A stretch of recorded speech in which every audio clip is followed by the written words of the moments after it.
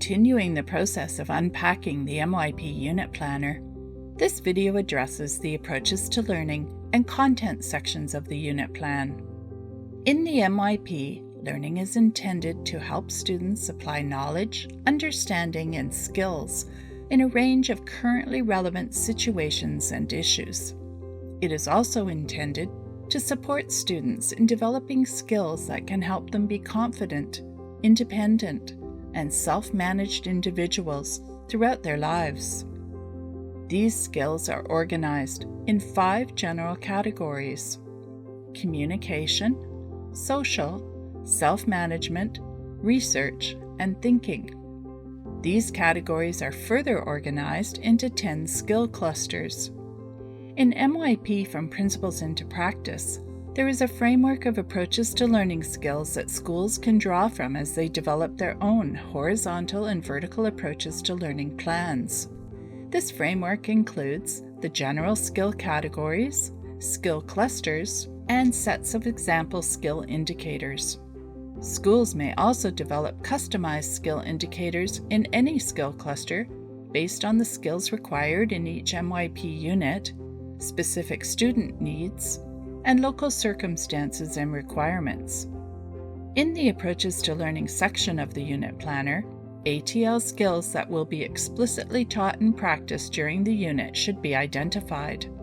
These skills could be used to support students in 3 possible areas: skills that support students in achieving any of the subject group objective strands addressed in the unit, skills that students can use to effectively participate in the unit's learning engagements, such as self-management and collaboration skills, skills that help students optimize their achievement in the unit's assessment tasks, such as specific communication and focus skills.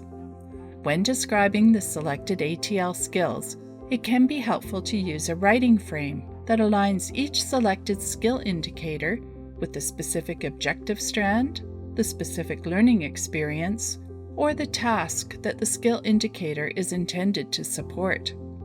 One example of this framework, based on the MYP Year 1 design unit described in previous videos, could identify a specific design objective and a skill indicator that will help students achieve that objective.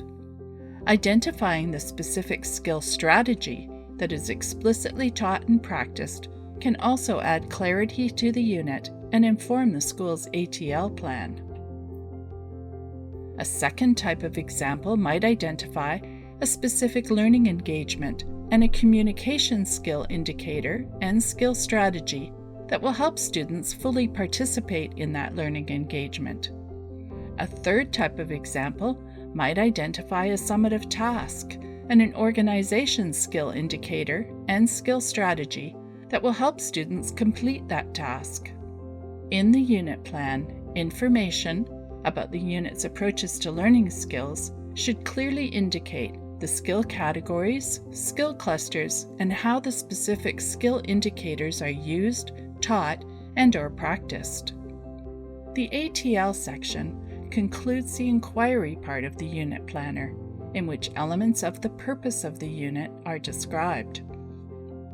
As we move on to the action section of the unit plan, it may be helpful to remember that developing a unit plan is an iterative process. Wherever you begin your planning, it is likely that you will end up moving back and forth, editing sections as your ideas for the unit evolve. In some units, you might start planning in the inquiry section, as we have illustrated in these videos. Other units, you might begin your planning in the action section, perhaps by identifying the unit content. The unit content may consist of a number of standards or local requirements and/or a set of unit-specific disciplinary content.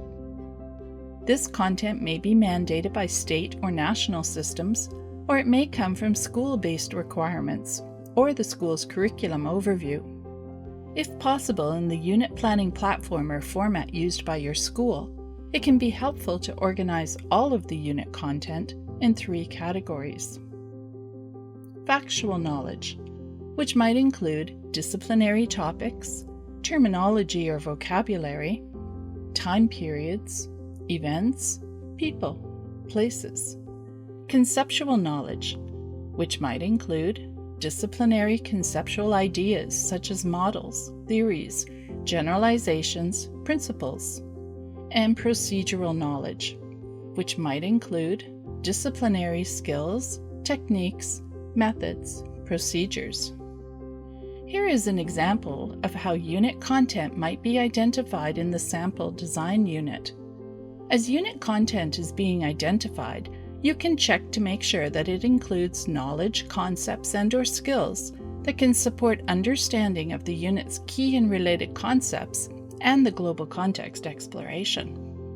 As we progress through the unit planner, you can see how the different elements are connected to and dependent on each other. This interconnection is what distinguishes a cohesive, intentional unit plan. It is also what makes it possible to begin unit planning at any point. Wherever planning begins, all of the elements of the unit plan come together to be implemented during the learning process. And in the next video in this series, we'll look more closely at the learning experiences and teaching strategies section. We'll also consider the formative assessment methods and tasks you will use to provide feedback to students as they prepare for the summative assessment.